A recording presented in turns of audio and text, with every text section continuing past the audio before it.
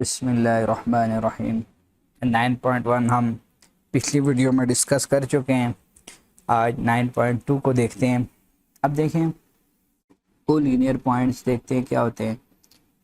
अब देखें collinear points, collinear and non collinear points. जब पॉइंट्स एक लाइन पे लाई करें तो उनको कोलिनियर पॉइंट्स कहते हैं, और जब एक लाइन पे पॉइंट्स लाई ना करें तो उनको नॉन कोलिनियर पॉइंट्स कहते हैं।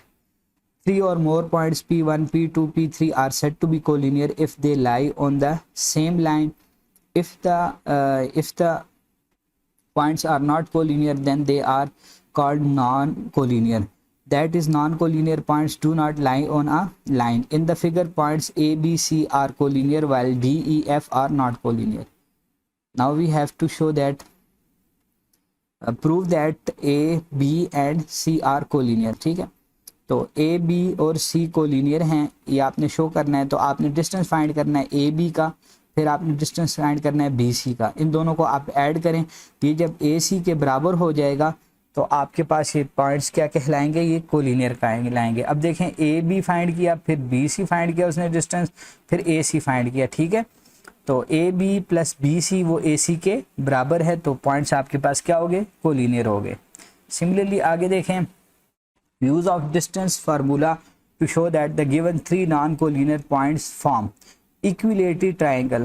A triangle, अब देखें तीन वर्टिसेस, तीन पॉइंट्स दिए उसने आपको, तीनों को आप डिस्टेंस फाइंड करें। तीनों का आप क्या फाइंड करें, डिस्टेंस फाइंड करें। जब ए सी फाइंड करें, बी सी फाइंड करें, ए बी फाइंड करें। जब आपके पास ये तीनों डिस्टेंस आपस में बराबर होंगे तो ये वर्टिसेस कहलाएंगे इक्विलेटरी ट्राइंगल के। ठीक है, अब a triangle in which all three sides and all three angles are equal is called an equilateral triangle. In equilateral triangle, measure of each angle is equal to 60. Prove that A, B and C are the vertices of equilateral triangle. तो इसको देखते हैं जी। अब देखें, by distance formula first we find the length of all the sides. ठीक है, सारी lengths की उसने लेंथ फाइंड कर दी साइड्स की। ए बी फाइंड कर दिया, बी सी फाइंड कर दिया, उसके बाद ए सी फाइंड कर दिया। देखें सारे किसके बराबर आए, 4 के बराबर आए।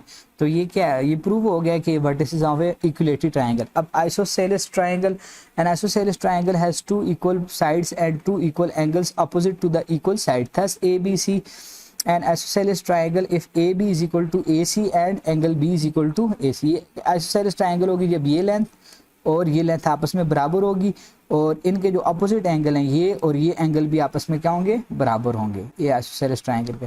अब देखें, show that the points A B and C are the vertices of isosceles triangle. ठीक है, तो ये सारे डिस्टेंस ने फाइंड कर दिए हैं, ए बी, बी सी और ए सी। देखें दो आपस में साइड्स बराबर हैं तो ये आपके पास आइसोसेलेस ट्रायंगल कहलाएगी। फिर उसके बाद स्केलेन ट्रायंगल कौन सी होती है, if all the 3 sides of a triangle are different in length then it is called scalene triangle. जब कोई भी साइड आपस में बराबर ना हो ट्रायंगल की, उसको स्केलेन बोलते हैं।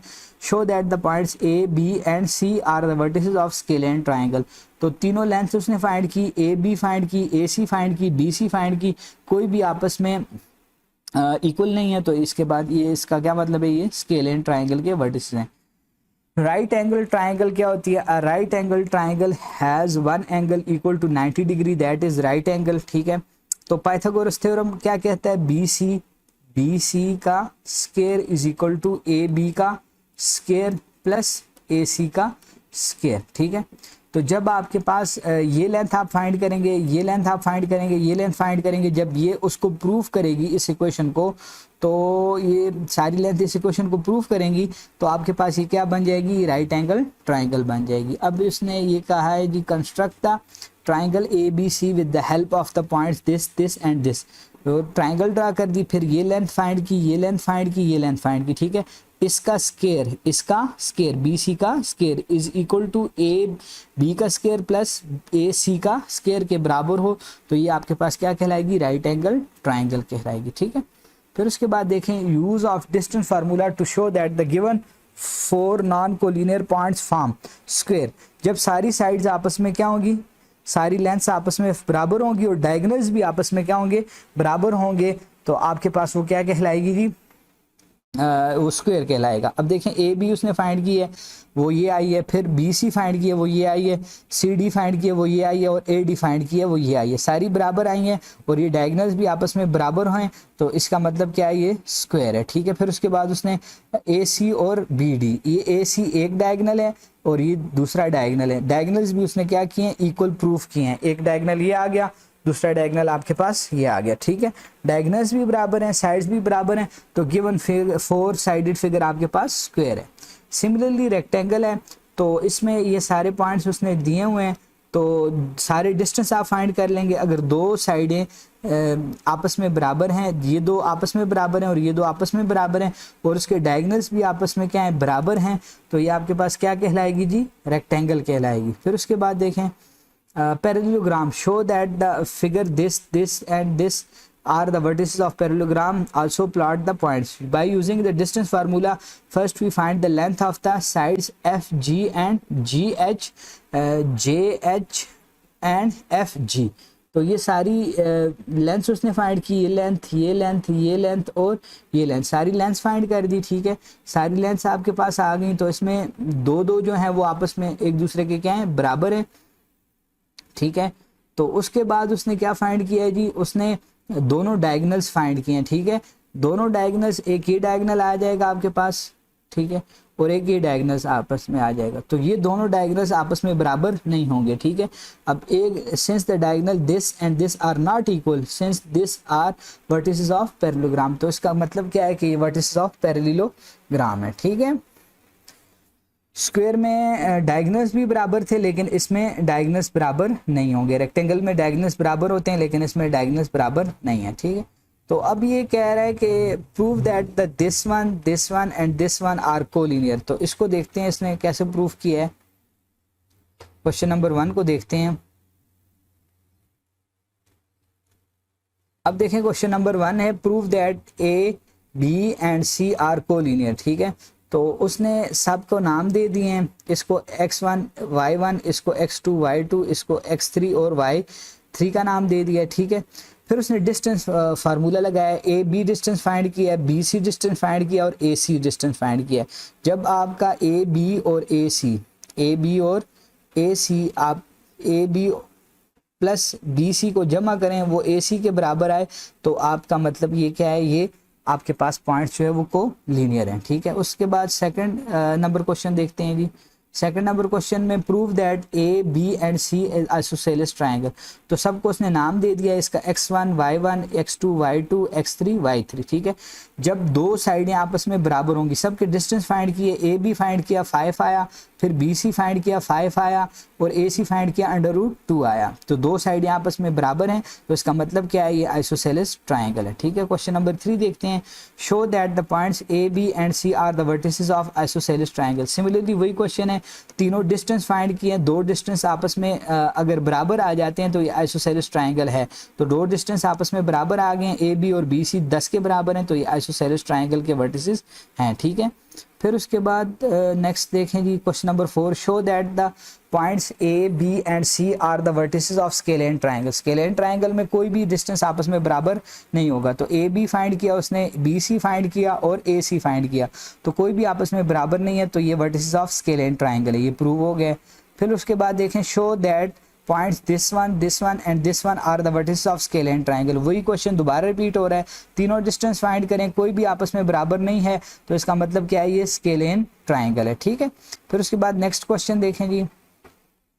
Prove that A B and C are the vertices of right angle triangle. तो ये क्वेश्चन इंपॉर्टेंट क्वेश्चन है, इस तरह के क्वेश्चन जो हैं वो बोर्ड के पेपर में आ सकते हैं। तो इस तरह आपने इसको पहले आप इसको ड्रा कर लें। ठीक है, आप इसको ग्राफ में ड्रा कर लें। जब आप इसको ग्राफ में ड्रा करेंगे, ठीक है, उसके बाद आपने क्या करना है, डिस्टेंस फाइंड करना है, ए बी फाइंड करें, फिर बी सी फाइंड करें, ठीक है, फिर ए सी फाइंड करें। ठीक है, अब इधर से आप देखें कि बेस का स्क्वायर प्लस परपेंडिकुलर का square is equal to hypotenuse का स्क्वायर, तो ये बराबर आ गए।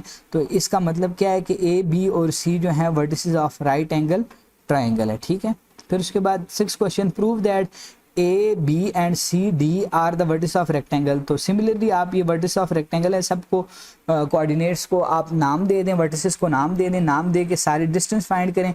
अगर दो डिस्टेंस आपस में बराबर आ जाते हैं, एक दो डिस्टेंस आपस में बराबर आ जाते हैं और उनका डायगोनल भी आपस में बराबर आ जाता है तो ये रेक्टेंगल कहलाएगी। देखें ये डायगोनल भी उसने बराबर लेकर आया, एक 10 है दूसरा भी 10 है, ठीक है। तो ये सारी कंडीशन प्रूव हो गई है, तो इसका मतलब क्या है, ये रेक्टेंगल है। इसी तरह the vertices of rectangle A B C are this one this one this one, how long the diagonal. अब आपने डायगोनल फाइंड करना है ए सी, तो ए सी आप डिस्टेंस फाइंड कर लें डायरेक्ट, ए सी डिस्टेंस फाइंड कर लें। एक पॉइंट को ए पॉइंट को आप x1 और y1 कह दें और सी पॉइंट को आप x2 और y2 कह दें, डिस्टेंस का फार्मूला लगाएं तो आपके पास डायगोनल आ जाएगा, ठीक है। सिमिलरली आप prove that A B and C D are vertices of parallelogram. तो पैरेललोग्राम के इसमें आपने सारे डिस्टेंसेस फाइंड करने, ए बी बी सी, फिर उसके बाद सी डी और ए डी, ये सारे डिस्टेंसेस फाइंड करने हैं। तो इसमें दो आपस में बराबर होंगे, जब दो आपस में बराबर होंगे फिर आपने डायगोनल फाइंड करना है, तो डायगोनल आपस में बराबर नहीं आएगा। तो इस तरह आपके पास प्रूव हो जाएगा कि ये वर्टिसेस है किसके जी, पैरेललोग्राम, ठीक है। तो इस तरह आप सारी एक्सरसाइज जो है वो सॉल्व कर सकते हैं। इस तरह फिर ये देखें, ये क्वेश्चन नंबर 9 है, find B such that points A B and C are the vertices of right angle triangle. Angle B A C is equal to 90 degree. तो ये क्वेश्चन जो है ये मोस्ट इम्पॉर्टेंट क्वेश्चन है, इसको देखते हैं, 9 को सॉल्व करते हैं। Question number 9 most important question है बोर्ड पॉइंट ऑफ व्यू से। Find B such that the points A B and C are the vertices of right angle triangle, ठीक है। अब ये ए है, ये आपके पास बी है, ये आपके पास सी है। एक को x1 कह दिया, दूसरे को x2 कह दिया और तीसरे को x3 कह दिया। अब आपने राइट एंगल ट्राइंगल इस तरह बनानी है कि एंगल जो 90 का है वो ए पे बने, ठीक है। तो आपने सबसे पहले ए बी का डिस्टेंस फाइंड कर लेना है, वो ये आ जाएगा, बी सी का डिस्टेंस फाइंड कर लेना है, वो ये आ जाएगा, और फिर उसके बाद ए सी का डिस्टेंस फाइंड करना है, ये आ जाएगा, ठीक है। फिर पाइथागोरस थ्योरम अप्लाई करना है। पाइथागोरस थ्योरम ये आपके पास ये है, ठीक है। इसमें वैल्यूज पुट करनी है। जब आप इसमें वैल्यूज पुट करेंगे, सारी वैल्यूज पुट करेंगे तो एट द एंड आपके पास ये इक्वेशन आ जाएगी, ठीक है। जब ये आपके पास इक्वेशन आ जाएगी इसको आप फैक्टराइज करेंगे, ठीक है। फैक्टराइजेशन का तरीका हम ऑलरेडी पीछे डिस्कस कर चुके हैं। तो इसके आप फैक्टर बना देंगे +3 और -8, इसके फैक्टर बन गए। तो b कैन बी -3 और b इज इक्वल टू 8। तो b जब -3 होगा तब भी राइट एंगल ट्राइंगल बन सकती है और b जब 8 होगा तब भी राइट एंगल ट्राइंगल बन सकती है। तो दो राइट एंगल ट्राइंगल्स आप इस जो गिवन डेटा है इससे बना सकते हैं, ठीक है। फिर उसके बाद given that a is equal to this one, b is equal to this one, c is equal to, find the coordinate of the in the second quadrant such that quadrilateral ABC is a parallelogram। तो ये आपने D के coordinates find करने हैं कि ये क्या बने जी, पैरेललोग्राम बने। Let the coordinate D is XY, वो जो पता नहीं है उसको XY कह दिया, ठीक है। thus the vertices of parallelogram are A B C and D as AC and BD are the diagonals। now midpoint of AC is equal to this one। अब ये देखें दोनों डायगोनल्स बराबर नहीं होते पैरेललोग्राम के, लेकिन वो इंटरसेक्ट करते हैं सेम पॉइंट पे, ठीक है। तो mid point of A C, ये मिड पॉइंट का फार्मूला है x1 + x2 divided by 2 x y2 + y1 + y2 divided by 2। ये मिड पॉइंट आ गया ए सी का और मिड पॉइंट आ गया किसका जी, बी डी का मिड पॉइंट आ गया। तो दोनों मिड पॉइंट्स के x कोऑर्डिनेट बराबर होना चाहिए और y कोऑर्डिनेट भी आपस में क्या है, वो बराबर होना चाहिए, क्योंकि पैरेललोग्राम के जो दोनों जो डायगोनल्स हैं वो सेम पॉइंट पे इंटरसेक्ट करते हैं। तो x आपके पास ये आ गया, y आपके पास ये आ गया। Third the coordinates of D R this one. Mid point formula आपके पास ये मिड पॉइंट फार्मूला है x1 + x2 divided by 2 x1 + y1 + y। एक लाइन हो वो दो पॉइंट्स को ज्वाइन करे, x1 y1 को और x2 और y2 को, तो उसका मिड पॉइंट का फार्मूला इस तरह आता है, ठीक है। तो इंशाल्लाह नेक्स्ट वीडियो के अंदर हम नेक्स्ट एक्सरसाइज को सॉल्व करेंगे।